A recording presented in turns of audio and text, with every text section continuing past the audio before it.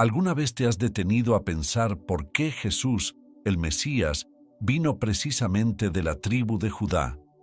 ¿Por qué no de otra tribu de los hijos de Jacob, como la de José, que fue tan bendecido en Egipto, o la de Leví, que era la tribu de los sacerdotes?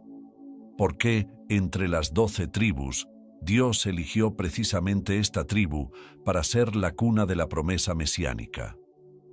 Esta es una cuestión intrigante que nos lleva a explorar uno de los misterios más profundos de la fe cristiana. Esta elección puede parecer un misterio, pero cuando miramos más de cerca, hay detalles fascinantes que nos ayudan a entender el propósito de Dios detrás de esto. Surge la curiosidad. ¿Qué hay de tan especial en la tribu de Judá? ¿Por qué Judá? ¿Cuál es el motivo de esta elección? Muchos podrían pensar que era solo una cuestión de linaje o tradición familiar, pero si miramos más de cerca, veremos que hay mucho más detrás de esto. Judá no era el primogénito de Jacob. Entonces, ¿por qué Dios lo eligió? En el video de hoy vamos a entender por qué el Mesías vino de la tribu de Judá y no de otra tribu. Cuando leemos las genealogías en la Biblia, nos damos cuenta de que la historia de Jesús comienza con Abraham y pasa por David, con Judá teniendo un papel importante en esta línea de descendencia. Hoy voy a explicar cómo esta elección no se trata solo de un árbol genealógico, sino también de un punto clave en el plan de Dios. La genealogía de Jesús, que va de Abraham a David, es esencial para entender su conexión con la tribu de Judá. Abraham, conocido como el padre de la fe, recibió una promesa de Dios de que sería el patriarca de una gran nación. Tuvo 2 hijos importantes, Ismael con Agar e Isaac con Sara. La promesa de Dios fue hecha específicamente para la descendencia de Isaac. Isaac tuvo 2 hijos, Esaú y Jacob. La bendición de la primogenitura, que normalmente daba al hijo mayor un lugar de destaque, fue pasada de Esaú a Jacob, en un evento conocido como la venta de los derechos de primogenitura. Jacob, que más tarde pasó a llamarse Israel, se convirtió en el ancestro de las 12 tribus de Israel. Entre los hijos de Jacob, Judá tiene un papel importante en la genealogía de Jesús. La profecía sobre el Mesías, que encontramos en el Antiguo Testamento, comienza a desplegarse cuando Jacob bendice a sus hijos antes de morir. Normalmente se esperaba que Rubén, Simeón o Leví, los hijos mayores de Jacob, lideraran la tribu y fueran parte de la línea del Mesías. Sin embargo, cada uno de ellos fue descalificado por errores graves. Rubén, que era el primogénito, debería haber sido el líder. Pero como vemos en el libro de Génesis, Rubén deshonró a su padre al acostarse con Bila, la concubina de Jacob. Génesis capítulo 35, versículo 22. Este acto inmoral probablemente lo descalificó de su posición de liderazgo. De la misma manera, Simeón y Leví perdieron su oportunidad de liderazgo debido a un acto de venganza.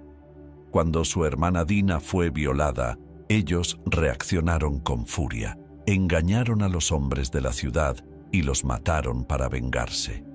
Esta actitud violenta resultó en una fuerte reprensión de Jacob y los hizo inadecuados para continuar la línea del Mesías. Las descalificaciones de los 3 hermanos mayores de Jacob muestran un claro contraste con la expectativa inicial de que ellos liderarían y continuarían la línea mesiánica. Ante esta situación, Judá fue el elegido para tener un papel importante en la genealogía de Jesús. La profecía sobre el Mesías, registrada en el Antiguo Testamento, comienza a revelarse cuando Jacob bendice a sus hijos antes de morir. En Génesis capítulo 49, versículo 10, Jacob hace una profecía sobre Judá, diciendo: «El cetro no se apartará de Judá, ni el bastón de entre sus pies, hasta que venga Silo, y a él será la obediencia de los pueblos». Esta profecía sugiere que una línea real y de gobernantes vendría de la tribu de Judá. El término Silo es frecuentemente entendido como una referencia al Mesías, indicando un líder futuro. La conexión entre esta profecía y la elección de Judá como la línea de donde vendría Jesús es clara en la genealogía de Cristo. En la bendición que Jacob dio a su hijo Judá, registrada en Génesis capítulo 49, versículo 9, hay un pasaje interesante. Judá es un león joven, vuelves de la presa, hijo mío. Se agacha y se acuesta como un león, como una leona, ¿quién lo hará levantarse? El león aquí se utiliza como un símbolo poderoso para la tribu de Judá, representando fuerza, coraje y liderazgo. Esto sugiere que Judá estaba destinado a ser un líder entre las tribus de Israel. Esta imagen del león se vuelve aún más significativa cuando vemos que, más tarde, Jesucristo es llamado el león de la tribu de Judá. En los Evangelios, este título muestra la autoridad real de Jesús y su papel como el Mesías prometido.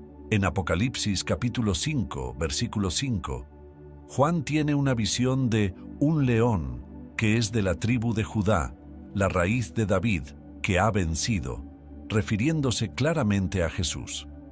Esta imagen del león representa no solo la fuerza de Cristo, sino también su habilidad para gobernar con justicia y sabiduría, superando todos los desafíos en el camino. La elección de Judá como el punto de partida para la venida del Mesías muestra la fidelidad de Dios al cumplir sus promesas de salvación a través de la línea real de esta tribu. Cuando analizamos esta elección desde el punto de vista teológico, vemos cómo características y propósitos divinos se combinan de manera única. En Génesis, Jacob profetiza sobre Judá, destacando no solo el liderazgo y el dominio que continuarían en su descendencia, sino también que la obediencia de los pueblos estará dirigida a él. Esto indica un papel especial y de liderazgo mesiánico atribuido a la tribu de Judá. La teología detrás de esta elección puede entenderse al considerar la lealtad de Judá y su importancia en el cumplimiento de las promesas de Dios. David, un descendiente famoso de Judá, fue un rey respetado, y Dios hizo una alianza eterna con él, prometiendo que su trono sería establecido para siempre. Esta alianza apunta a un rey mesiánico que vendría de la línea de David. Además, el nombre Judá significa alabanza o alabar a Dios, sugiriendo una relación especial con la adoración y el reconocimiento de la soberanía divina. La tribu de Judá, a lo largo de su historia, mostró fidelidad y compromiso con Dios, lo que la convirtió en una elección importante para la llegada del Mesías. Al comparar la tribu de Judá con las otras tribus de Jacob, vemos que hay una elección clara y un propósito especial en la decisión teológica de hacer de Judá la línea del Mesías. Cada una de las 12 tribus de Israel tiene sus características únicas y contribuciones importantes a la historia del pueblo de Israel. Por ejemplo, la tribu de Leví fue elegida para el sacerdocio, y la tribu de José, a través de sus hijos Efraín y Manasés, recibió bendiciones especiales. Cada tribu ayudó a formar la identidad del pueblo de Israel de diferentes maneras.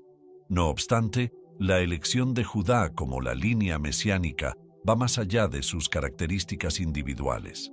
Cuando Jacob bendijo a sus hijos antes de morir, destacó cualidades específicas de Judá que lo harían ideal para un papel especial en la historia de la salvación. En Génesis capítulo 49, Jacob profetiza sobre Judá, describiéndolo como un león, simbolizando fuerza, liderazgo y realeza. Estas cualidades fueron importantes para la misión mesiánica que vendría de su linaje. Al examinar las historias bíblicas, percibimos que hay muchos detalles y decisiones que muestran cómo el plan divino estaba siendo preparado para que la línea de Judá condujera hasta Jesús. La historia de José es un ejemplo claro de la providencia de Dios al elegir la tribu de Judá para tener un papel importante en la línea del Mesías. La historia de José comienza con el favoritismo de su padre, quien le da una túnica de colores. Esto genera celos entre sus hermanos que conspiran contra él, llegando incluso a pensar en matarlo. Sin embargo, la decisión de Judá de sugerir vender a José en lugar de matarlo es un momento crucial en la Biblia, con consecuencias significativas para el futuro de Judá y el plan de Dios. En Génesis capítulo 37, versículos 26 y 27, Judá dice a sus hermanos: ¿qué ganaremos si matamos a nuestro hermano y ocultamos su sangre? Vendámoslo a los ismaelitas y no le hagamos ningún mal. Al fin y al cabo, él es nuestro hermano, de nuestra propia carne y sangre. Sus hermanos están de acuerdo. Esta decisión no solo salva a José, sino que también tiene consecuencias mayores e inesperadas.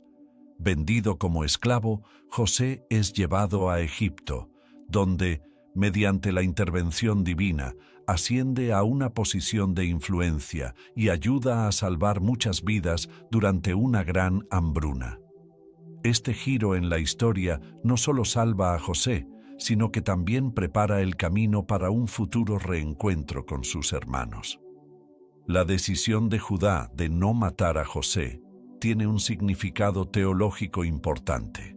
Al elegir vender a José en lugar de quitarle la vida, Judá, sin darse cuenta, ayuda a mantener la línea de Jacob viva, formando parte del plan divino. El reencuentro de José con sus hermanos más tarde simboliza no solo reconciliación y perdón, sino que también confirma el papel crucial de Judá en la línea del Mesías. La descendencia de Judá se vuelve fundamental para la llegada del Mesías. Proféticamente, la elección de Judá es esencial para cumplir las palabras de Jacob, de que el cetro no se apartaría de Judá hasta que viniera Silo.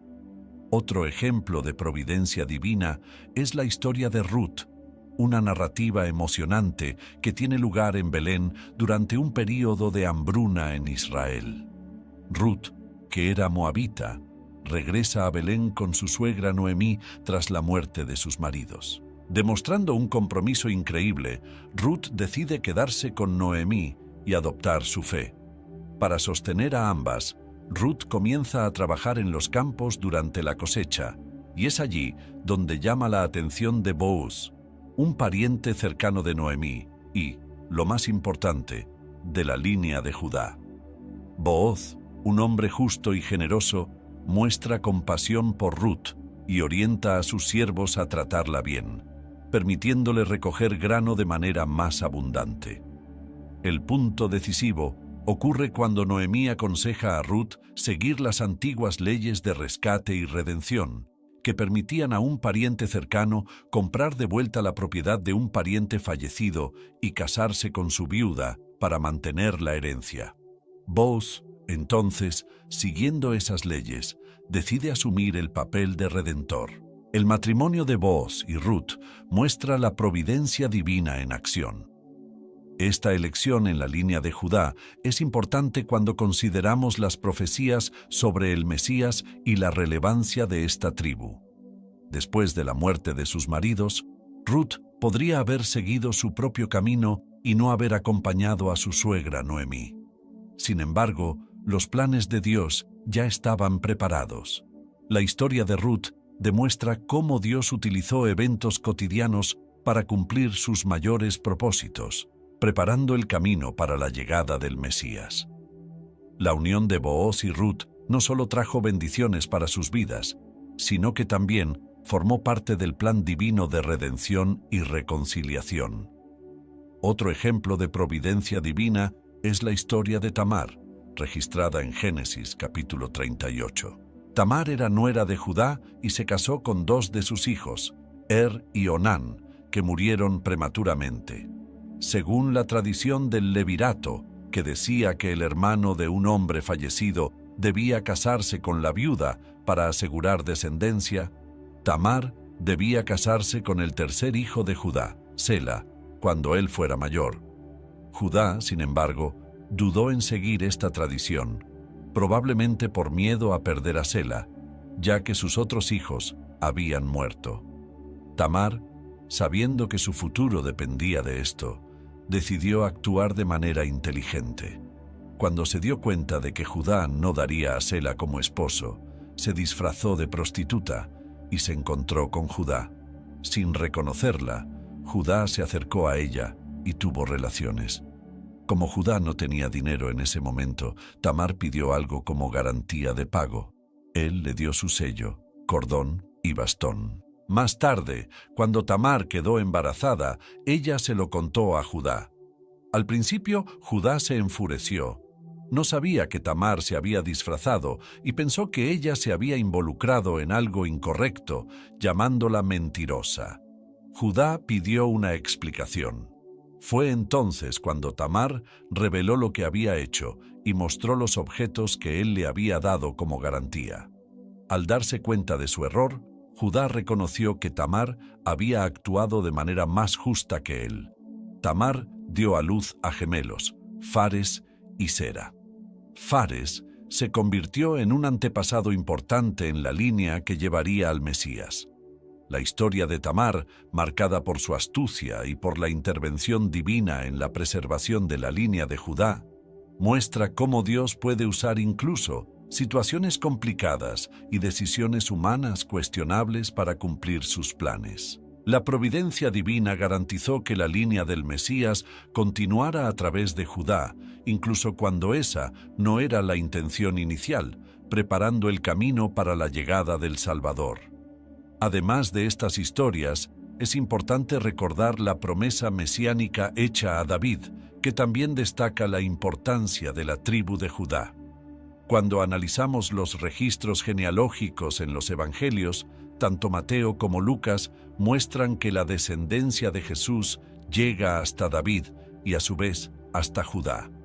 El cumplimiento de la profecía del Mesías en Jesús como descendiente de la tribu de Judá refuerza la idea de la promesa divina a lo largo de la historia de Israel. David, escogido por Dios para ser rey, tuvo un impacto duradero en la historia de Israel. Su reinado es recordado por sus victorias militares, por el desarrollo de la nación y por la conquista de Jerusalén como capital. La promesa hecha a David, registrada en 2 Samuel capítulo 7, es un momento clave en la historia de Israel. Dios promete a David que establecerá a uno de sus descendientes como rey y que ese reinado será eterno.